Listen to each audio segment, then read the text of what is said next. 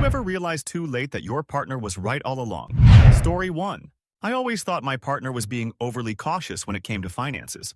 We were living together for a few years, and I was the one handling most of the budgeting. She was always trying to save for a rainy day, and was constantly suggesting that we put money aside in a savings account. I would argue that we were young and should enjoy life, not stressing so much about the future. I was comfortable living paycheck to paycheck thinking we'd be fine.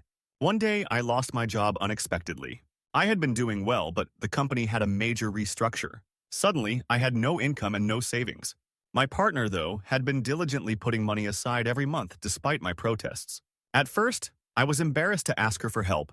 But as time went on, it became clear that her careful planning had paid off. She was able to cover the bills, and we managed to ride out the difficult months without too much stress.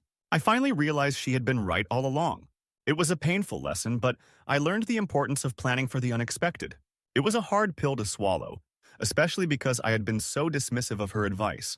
But now, I understand why she was always so careful with money. Sometimes, doing the responsible thing isn't the fun thing, but it's the smart thing. Story 2. I remember the day my partner warned me about my drinking. We had been together for about a year, and he noticed I'd started drinking more heavily at social events.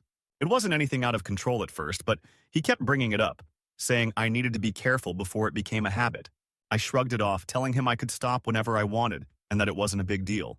He wasn't a big drinker, so I just assumed he didn't understand how I liked to unwind after work. Fast forward 6 months, and I realized he had been right all along. My drinking had escalated, and it wasn't just affecting my social life, it was affecting my job and my relationship. I started missing work and my performance dropped. Worst of all, I was becoming distant and irritable with him. It wasn't until one night, after another argument, that I realized how much damage I had caused. My partner was patient and supportive through it all, but I knew I couldn't ignore the issue any longer. I went to therapy and started working on my relationship with alcohol. I wish I had listened to him sooner, but I'm grateful he was there for me when I finally saw the truth. Story 3. When my partner and I moved in together, I was eager to start decorating our new apartment. I had this vision in my mind of what our place would look like: modern, sleek, with clean lines and minimalist furniture. I wanted everything to be perfect and super stylish. My partner, however, had different tastes.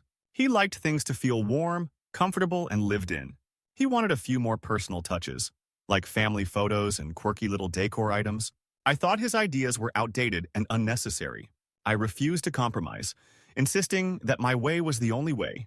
We argued for weeks, but eventually I convinced him to go with my design ideas. The apartment looked great at first, modern and polished, but it didn't feel like home. There was something missing.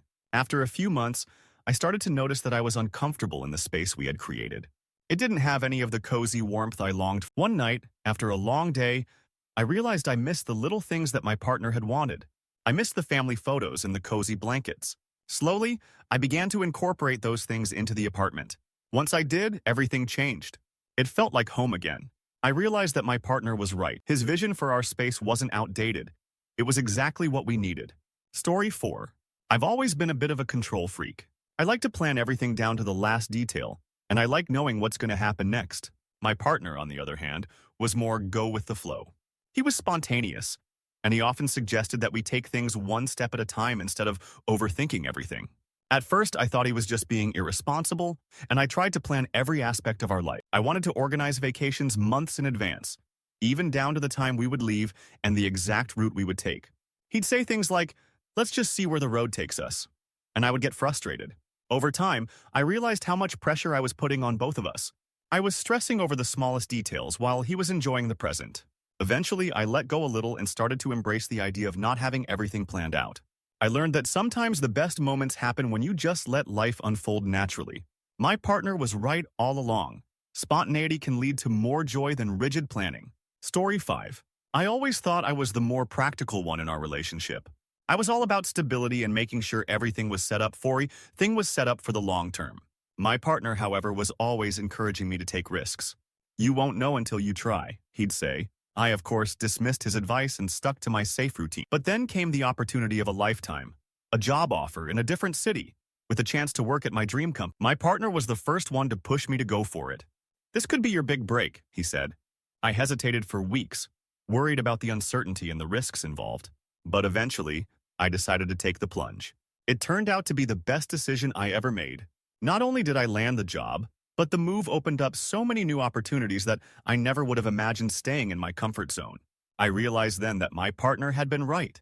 Sometimes, the greatest rewards come from stepping into the unknown, and I'm thankful he encouraged me to do so. Story 6. When I first met my girlfriend, I noticed she was extremely cautious about driving in bad weather. If it was even slightly rainy or foggy, she would hesitate before going anywhere. I, on the other hand, thought it was a little over the top. I grew up in a family where we would drive no matter the conditions, as long as the roads weren't frozen over. To me, it seemed like something that only added unnecessary stress. We argued about it often. She would suggest we postpone trips if the weather wasn't perfect, but I'd always insist we could handle it. It's just a little rain, I'd say, or you're overreacting. It wasn't until one winter night that I realized just how wrong I was. We were driving back from a dinner with friends, and the roads were slick with ice, which I hadn't noticed at first. My girlfriend, as usual, wanted to take it slow and be cautious. I, being the stubborn one, convinced her to take the quicker route, saying we'd be fine. About halfway through, I lost control of the car on a patch of ice. Fortunately, we didn't crash, but we did spin out and end up stuck in a snowbank for hours. After that night, I couldn't deny that my partner's careful approach to driving had been the right one all along.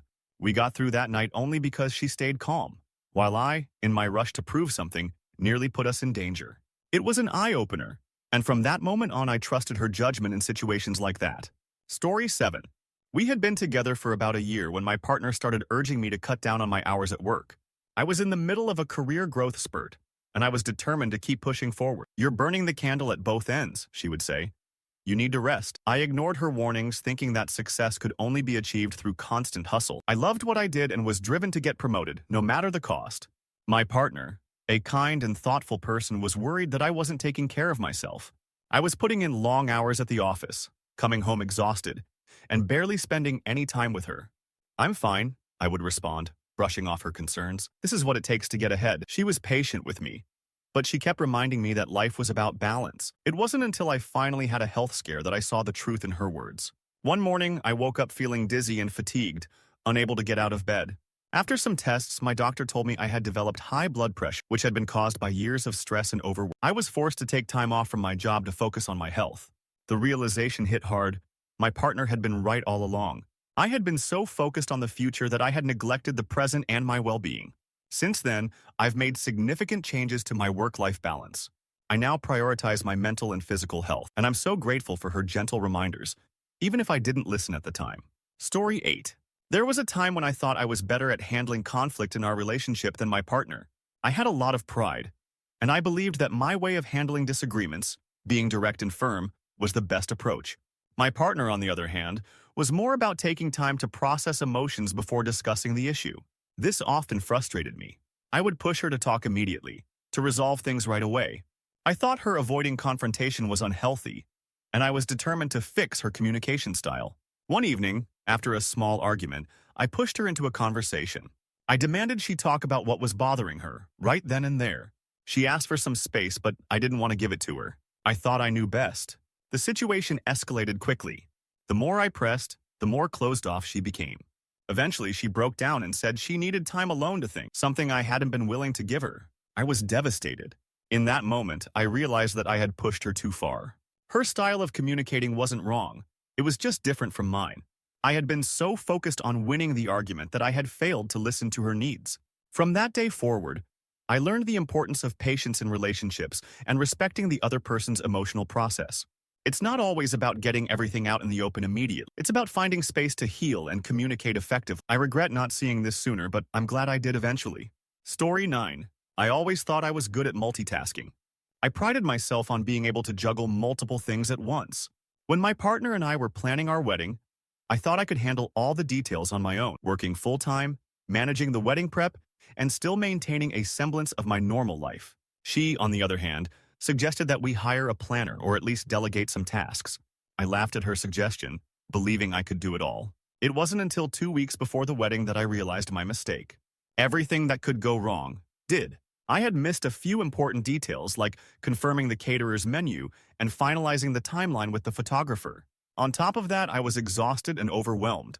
I had been so determined to prove I could manage it all by myself that I didn't realize how much stress I was putting myself on, and her too. Finally, I admitted I needed help. We hired a wedding coordinator at the last minute, and she took care of everything we hadn't. The wedding went off smoothly, but it was a huge wake-up call. My partner had been right. Trying to handle everything myself had been a recipe for disaster. From then on, I learned to recognize when to ask for help and how important it is to share the load. Story 10. I never thought I was the kind of person who would procrastinate. I always considered myself organized and disciplined. But when my partner suggested we start preparing for our big move to a new city months in advance, I brushed it off. We still have plenty of time, I argued. There's no need to start packing now. She, on the other hand, was meticulous. She made lists, organized things we didn't use often, and took small steps toward the move. As the moving date approached, I began to realize that I was wrong. We hadn't packed anything significant, and time was running out. Meanwhile, she was nearly done with her side of the move. The stress started to pile up on me, and I found myself scrambling at the last minute. Her calm and organized approach had made the process so much easier. She wasn't overwhelmed because she'd been ahead of the game. The move turned out to be a lot less stressful for her than for me. Looking back, I wish I had listened to her from the beginning. Her method wasn't just about being prepared. It was about avoiding the last-minute panic that I was now facing. I've learned to take a page from her book in future projects. Planning ahead is a key part of success, and trying to push things off doesn't make the task any easier. Story 11. At the start of my relationship with my now wife, we were in that honeymoon phase, where everything felt easy, and the smallest things didn't bother us. But then we started living together, and that's when reality hit. I was used to doing things my way, keeping things neat and tidy in a very particular order. My wife, on the other hand, had a more relaxed approach to cleanliness. She was tidy, but there was always something left out. A book on the coffee table, her shoes by the door, the kitchen sink left with a couple of dishes waiting to be cleaned.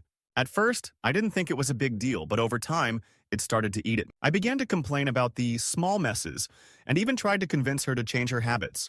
I'd nitpick about the dishes or where things were placed, insisting that the apartment would look so much better if it were just a little bit neater. One day, after a particularly frustrating argument over a dish left in the sink, she calmly asked me, "What's more important, the mess or our happiness?" It took me a moment to digest the question. I was so focused on the little things that I didn't realize the bigger picture. I was letting trivial matters impact our relationship. After that conversation, I decided to shift my perspective. I didn't need to control every little detail of our home. And guess what? Over time, I began to appreciate her more laid-back attitude. The house wasn't always perfect, but we were. I learned that sometimes, letting go of minor issues is the key to a happier life together. Story 12. It wasn't until we were deep into our second year of dating that I realized how right my girlfriend had been all along. I had been putting off getting my finances in order for a long time. I'd always been the live-in-the-moment kind of guy, relying on my paycheck to cover things and pushing off the idea of budgeting and saving. Every time she mentioned opening a savings account or cutting back on spending, I'd laugh it off, telling her that I'd deal with money stuff later. Then one day, I was blindsided when I got hit with an unexpected car repair bill that was more than I could afford. My immediate reaction was panic. My girlfriend, however, remained calm and said, "This is exactly why we need to plan ahead." It was the same advice she'd been giving me for months. At that point, I finally realized how right she had been. I started working with her on creating a budget and setting up a savings plan. It wasn't easy, and there were times I wanted to fall back into my old habits. But with her steady encouragement, I learned how to prioritize my finances and plan for the future. The relief of having an emergency fund and a clear financial plan was enormous. I finally understood why she had been pushing for it all along. She wasn't being controlling. She was trying to protect our future together. Story 13. I have always been someone who values the practicality of things. When my partner suggested we take a trip to Europe for a few weeks, I immediately thought about all the work I would have to catch up on and the expenses involved. "We can't afford it right now," I told her, "and it would take too much time away from our responsibilities." But she insisted, saying it would be a once-in-a-lifetime opportunity for us to bond, learn about different cultures, and experience something new. I dismissed it at first, thinking she was being overly romantic. She didn't give up, though. She began planning the trip meticulously, finding budget-friendly options for flights, accommodation, and activities. She even found ways for us to save money leading up to the trip. Despite my reservations, I finally agreed to go, albeit begrudgingly. The trip turned out to be one of the best decisions we ever made. Not only did we have the time of our lives exploring new cities and experiencing different cultures, but we also grew closer as a couple. I saw the world in a different light and realized how important it is to step outside of your comfort zone. By the end of the trip, I understood that sometimes the best things in life aren't the most practical. They're the ones that enrich your soul. My partner's vision of adventure turned out to be exactly what we both needed.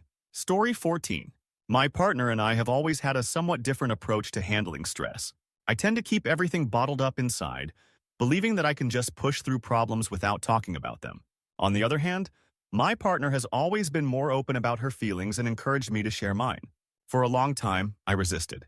I thought that if I just focused on solutions, I'd be fine. But over time, I could tell my partner was getting frustrated with my reluctance to open up. One day, during a tough period at work, I found myself overwhelmed with responsibilities. I was snapping at her for no reason, and I was so consumed with anxiety that I couldn't focus on anything else. After yet another argument, she sat me down and said, "You need to talk about what's going on, or it's going to keep eating away at you." That night, I finally opened up about everything I had been carrying: the stress at work, the pressure to perform, and my fear of failure. The relief I felt was immediate. Talking about my problems didn't make them disappear, but it made them manageable. My partner's approach wasn't just about talking. It was about creating space for me to feel understood. I realized she had been right all along. Bottling things up only made them worse. Story 15. I've always been the kind of person who likes to fix things when they go wrong. If something breaks, I research how to repair it. If someone's upset, I try to solve the problem immediately. But when my partner went through a tough time at work, I quickly realized that my fixer instinct wasn't help. She didn't want advice or solutions. She just wanted someone to listen and empathize. At first, I didn't get it. I kept offering suggestions, trying to make things better, but she only grew more frustrated. "I don't need a solution," she finally said. "I just need you to listen and understand what I'm going through." It was a tough pill to swallow, but I realized I had been missing the point. Sometimes people don't need you to fix their problems. They need you to validate their feelings. From that moment, I began practicing the art of listening. I learned to sit with her in silence, to allow her to vent without trying to offer solutions right away. Over time, this created a deeper bond between us. I understood that being there for someone isn't always about solving their problems. It's about supporting them through the emotions that come with it. Story 16. It wasn't until the third year of my relationship that I realized how right my partner had been about not rushing through life. I've always been a planner, someone who set goals and immediately worked toward them without stopping to enjoy the process. My partner, however, had always been about living in the moment. She wanted to enjoy our time together, not constantly chase the next milestone. At first, I didn't understand it. I thought it was irresponsible not to be planning for the future, not to have everything lined up. When we decided to travel to Italy for a few weeks, she had one request: no schedules, no sightseeing plans, no rushing from one tourist spot to the next. I, of course, thought that was absurd. I had mapped out every part of our trip. We had to go to Rome, Florence, and Venice in a specific order. I even made restaurant reservations at what I thought were the best places in every city. What I hadn't realized was that the constant planning and rushing was preventing us from enjoying the experience. After a few days, I started to see the beauty in her approach. Instead of hurrying to the next landmark, we would stop and have coffee at a local cafe, wandering around without any agenda. Sometimes we'd stumble upon an art gallery or a hidden garden we hadn't planned on seeing, and it became the most memorable part of our trip. By the end of the vacation, I realized that I had been so caught up in the destination that I had forgotten about the journey. Her way of approaching life had taught me something valuable. Sometimes it's not about where you're going, but how you enjoy the ride along the way. Story 17. I had been dating my partner for about 6 months when the subject of moving in together came up. I was hesitant, to say the least. My previous relationships had taught me that living together too soon can lead to complications. But my partner was different. She was calm, considerate, and patient. "Why not?" she asked. "We're spending most of our time together already. It's just another step forward."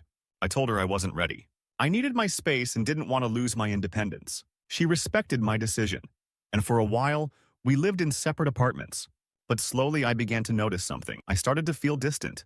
We'd spend time together, but I often found myself avoiding the deeper conversations.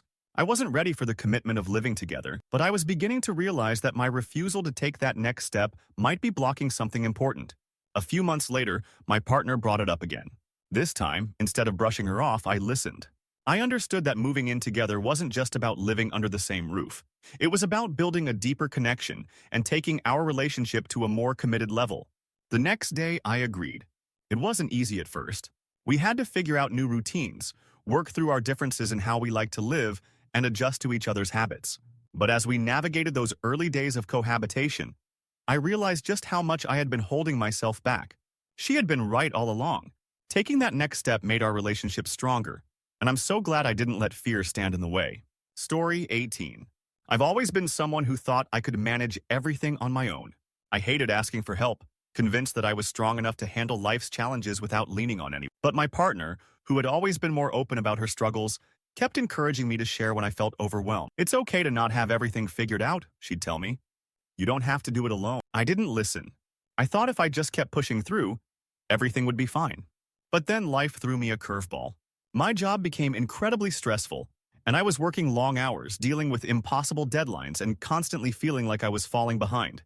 I didn't want to burden my partner with my problems, so I kept everything to myself. It wasn't until I had a full-blown meltdown one night that I realized how much I had been holding in. My partner, ever patient, simply listened as I poured everything out. She didn't try to fix anything. She just let me vent. I was surprised by how much relief I felt after just talking. And that's when I realized, asking for help doesn't make you weak. It makes you human. She had been right all along. Sometimes, all we need is someone to listen and to help us process our emotions. Since then, I've learned to lean on her when I need support. And it's made our relationship even stronger. Story 19.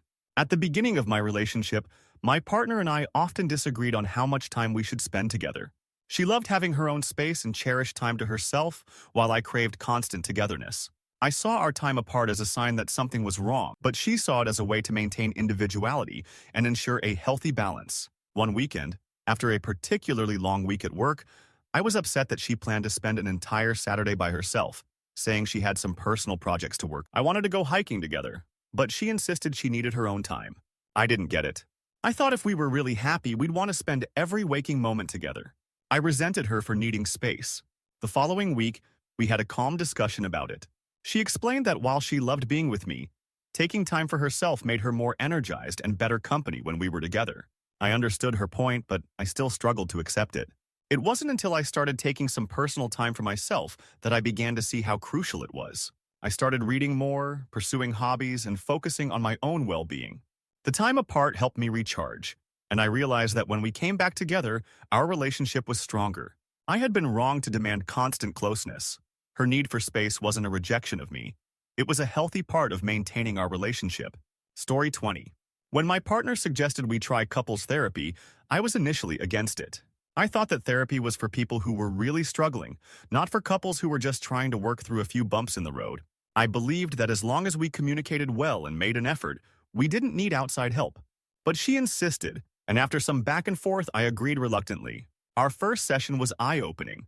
The therapist didn't just give us advice, she guided us through understanding each other's needs and perspectives in a way we hadn't before. I realized that while we communicated, we hadn't been truly hearing each other. I had always assumed my way was the right way, and my partner had been quietly struggling to express herself. Therapy helped us open up in ways we hadn't done before. Over the following months, our relationship improved. We learned how to communicate more effectively, how to navigate our differences, and how to create a deeper emotional connection. What I thought was an unnecessary step turned out to be one of the best decisions we made. Therapy wasn't just for fixing major issues. It was a tool for strengthening our bond and ensuring we were both truly seen and understood. My partner had been right all along. Sometimes seeking help is the best way to move forward together. Story 21. When my girlfriend suggested we take a break from our busy lives and go on a spontaneous road trip, I was immediately hesitant. I've always been a planner. I like to know what I'm doing, where I'm going, and how much it will cost.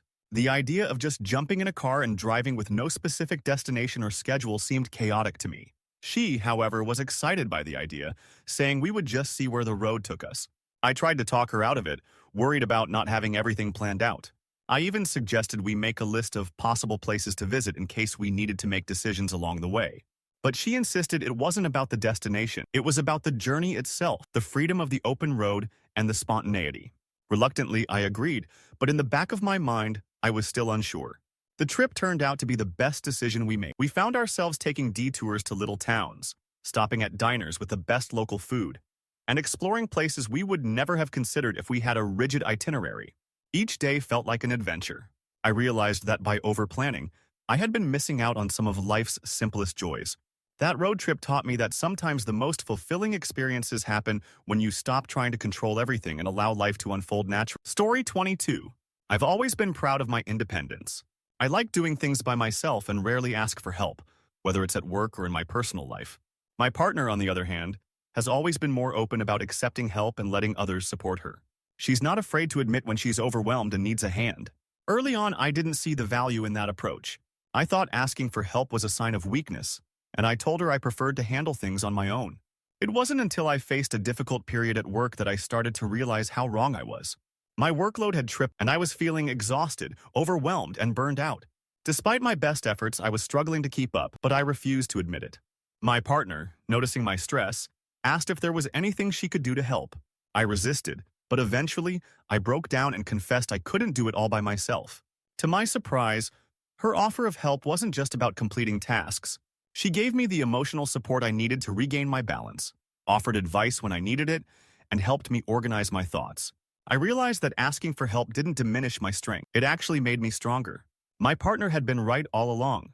Learning to lean on others was the best thing I could have done for my well-being. Story 23. I've never been the type to prioritize my health. I was always too busy with work, friends, and other distractions to worry about exercising or eating properly. My partner, on the other hand, had always maintained a balanced lifestyle. She exercised regularly and ate nutritious meals, often suggesting that we cook together or go for a jog. I would often brush her suggestions off, telling her I was too busy or that I didn't have time for that kind of thing. One day, after a particularly unhealthy period of eating junk food and avoiding exercise, I woke up feeling sluggish and unmotivated. I had gained a few pounds and I felt miserable about it. My partner, as usual, asked if I wanted to join her for a workout or make a healthy dinner together. This time, something clicked. I realized I had been neglecting my own well-being and that I couldn't keep putting it off. I agreed to work out with her, and she helped me create a simple exercise. We started cooking healthy meals together, and I slowly began to feel better, physically and mentally. My partner had been right all along. Taking care of my body wasn't just about looking good. It was about feeling good and being able to enjoy life to the fullest. Since then, I've prioritized my health, and I'm grateful for the positive changes it's brought into my life. Story 24. I've always been someone who prefers to stay in control, especially when it comes to my career. I like having everything planned out, knowing the next steps I need to take and working hard toward my goals. My partner, on the other hand, had a more flexible approach to life. She believed that sometimes you need to take risks and allow opportunities to come your way naturally. At one point, I had a great job offer in another city. It was a step up in my career with more responsibilities and a higher salary. However, I was hesitant. The move would require a lot of changes. New environment, new city, leaving behind the comfort of my current life.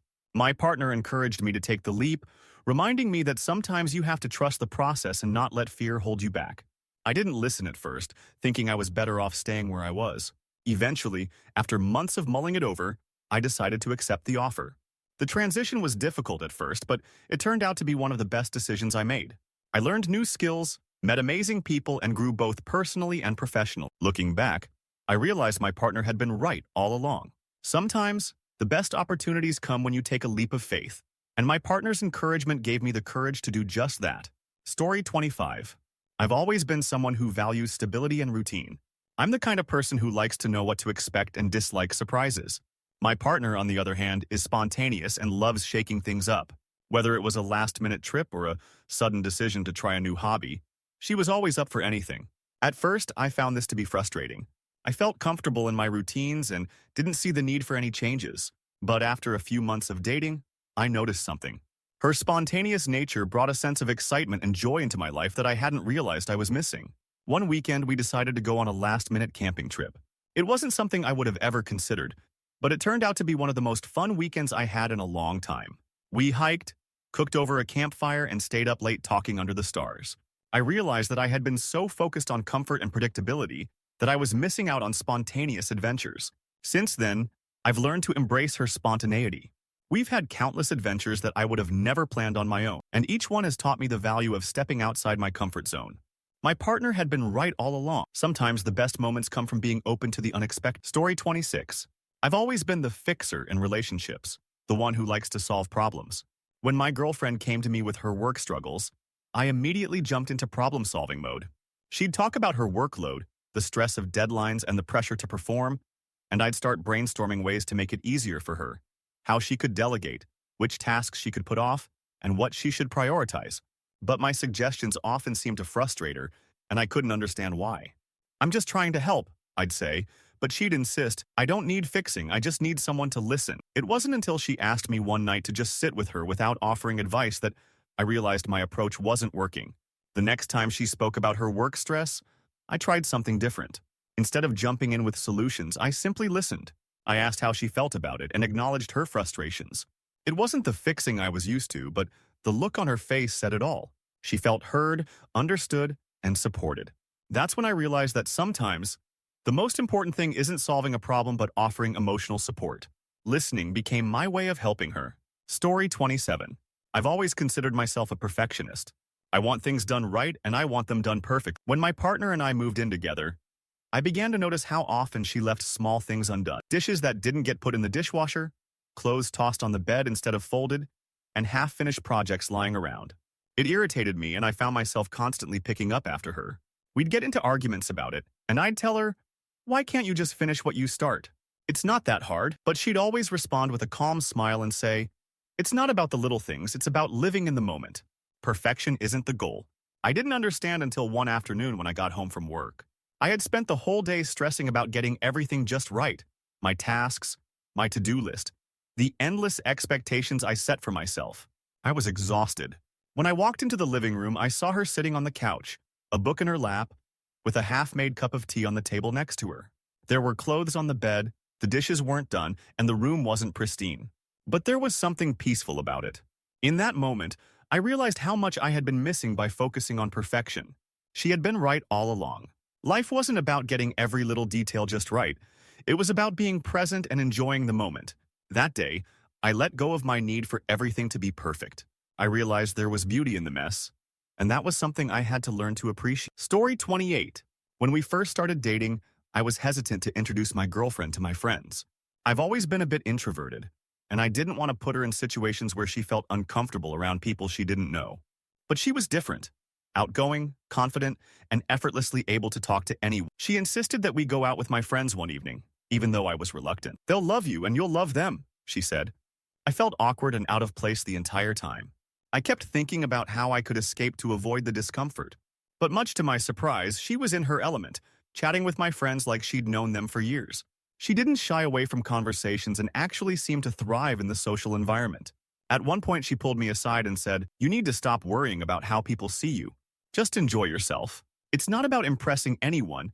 It's about being authentic." That was a wake-up call. From then on, I realized that my fear of judgment was holding me back from fully embracing social experiences. I stopped trying to control every interaction and started letting go of my insecurities. Watching her navigate the night with ease taught me to embrace my own personality, no matter the social setting. Story 29. We had been dating for nearly a year when my partner suggested we get a dog. I wasn't sure about it at first.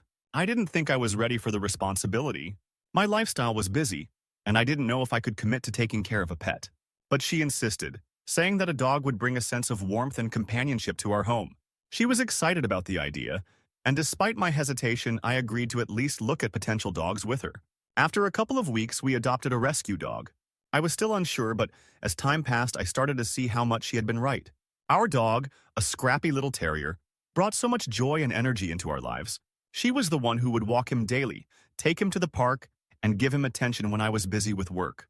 But soon, I began to look forward to those walks, the silly moments of play, and the unconditional love he brought into our home. What I had originally seen as an added burden became a source of connection and happiness. I learned that sometimes life's responsibilities, like caring for a pet, aren't just burdens. They can be gifts that bring new meaning and depth to your life. My partner had been right all along. The dog wasn't just a pet. He was a member of our family. Story 30. I'm the kind of person who avoids confrontation. If something's bothering me, I tend to keep it to myself rather than causing tension. My partner, on the other hand, believes that open communication is the key to resolving any issue. She encouraged me time and time again to talk about things when I was upset, but I always held back. I'd tell myself, "It's not a big deal," or "I don't want to make things awkward." One evening, we had a disagreement about something small, and instead of bottling up my feelings, I decided to try something different. I took a deep breath and said, "I'm upset about something and I think we should talk about it." At first, it felt awkward. Talking openly about my emotions was uncomfortable. But as we continued, I found that it actually made us feel closer. She listened without judgment, and we were able to find a resolution that worked for both of us. That experience opened my eyes to the power of honest communication. It wasn't as scary as I'd imagined, and it brought us closer together.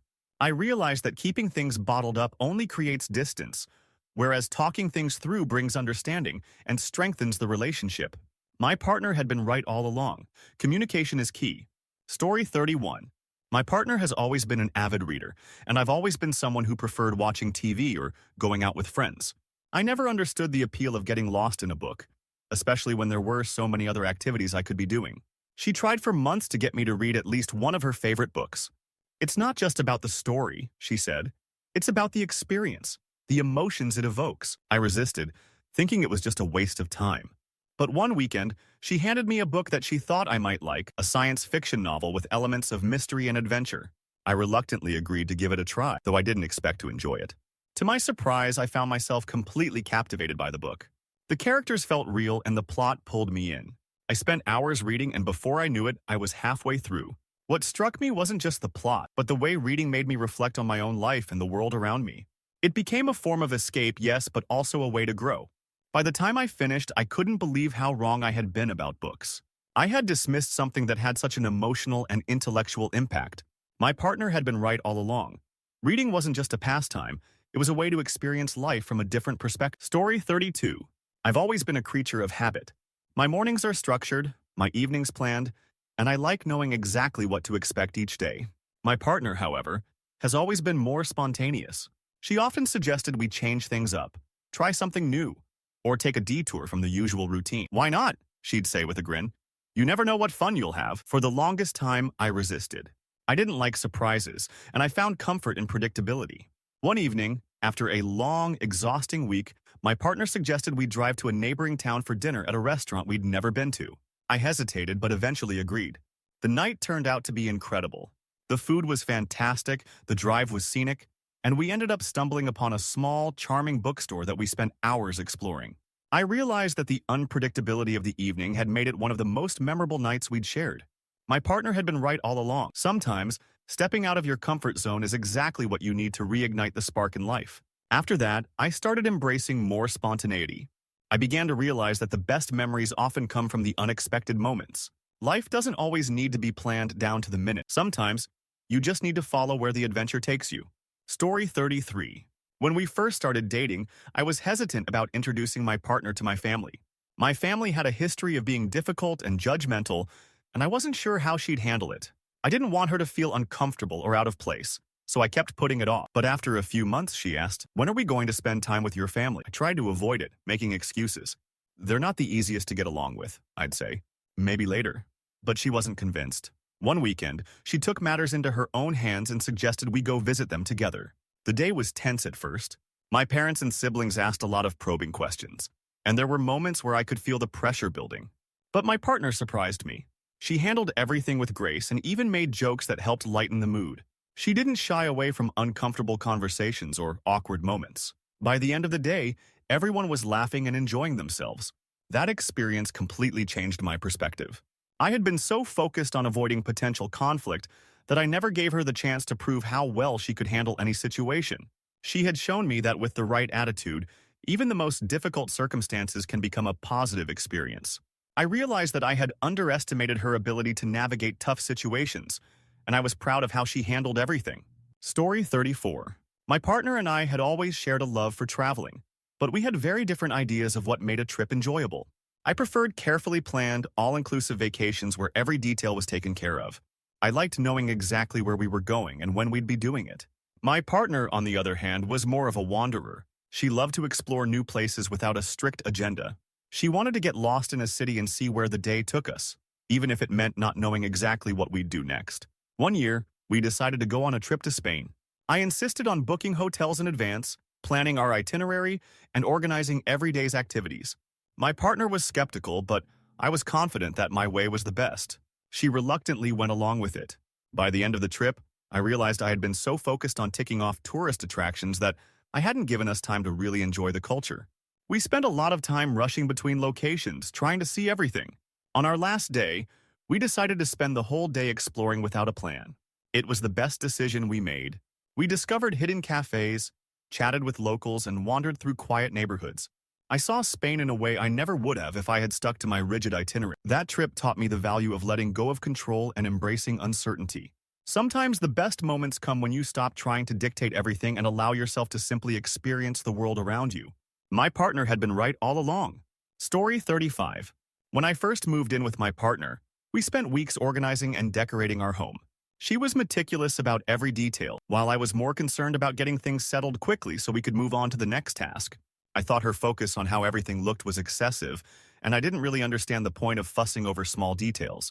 One afternoon, she asked if we could rearrange the living room. I protested, saying it was fine the way it was, but she insisted that it wasn't just about the furniture. It's about creating a space where we feel at home, she explained. It's important to feel comfortable in our environment. Reluctantly, we rearranged the room.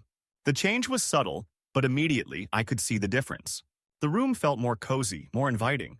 Over the next few weeks, we made small adjustments here and there, and I began to appreciate her vision for creating a home, not just a space to live in, but a place that reflected both of us. I realized that while I had focused on practicality, she was thinking about the emotional connection we'd have with our home. It wasn't about the furniture, it was about creating an environment that made us feel happy and comfortable. She had been right all along, and I felt more at home than ever before. Story 36. When I first started dating my partner, she had this habit of always asking me to slow down. Whether we were eating, talking, or even just walking, she was constantly reminding me to enjoy the moment. I found it frustrating at first. Why are we always in slow motion? I would joke. Can't we just get things done? One Saturday, we decided to take a day trip to a nearby national park. We arrived and, as usual, she encouraged me to take my time, explore, and let go of the rush. Just breathe and take it all in, she said, as we started walking along a scenic trail. I tried to follow her advice, but it was hard to fight my instinct to speed through the walk, trying to cover more ground. A few hours into the hike, we reached a beautiful view. I wanted to take a photo of it, but instead of immediately rushing to get the picture, I found myself pausing. I put the camera down and just stood there, appreciating the view, the sound of the breeze, the colors of the sky, the smell of the trees. I felt a deep sense of peace, something I'd rarely felt in my usual rush. It was in that moment I realized my partner had been right. Slowing down wasn't about wasting time. It was about truly experiencing life. That day, I learned to embrace the present, to stop hurrying through moments that deserve my full attention. I began to slow down more often, and it changed the way I saw the world. Story 37. When my partner and I first discussed moving in together, I had reservations. I'd lived on my own for years and was comfortable with my own routines. I liked my space, the solitude, the quiet of coming home to an empty apartment. My partner, on the other hand, was eager to take the next step. We spend all our time together anyway, she said. Why not make it official and live together? I hesitated, thinking about how much I valued my independence. I liked coming and going as I pleased, having control over every aspect of my space. I didn't know if I was ready to compromise on those things, but after much back and forth, we decided to give it a try. Moving in together was challenging at first. There were things I had to adjust to, having someone else's habits in my space, sharing responsibilities, and learning to compromise on everything from how the kitchen was organized to how we spent our weekends. One day, after an argument about something trivial, I realized how much I had grown. The small sacrifices weren't as big as I had made them out to be, and living together brought us closer than I ever could have imagined. I discovered that sharing my life with someone didn't mean losing my independence. It meant gaining someone who complemented. Moving in together wasn't just about logistics. It was about building a deeper connection, and I couldn't be more grateful that we took the leap.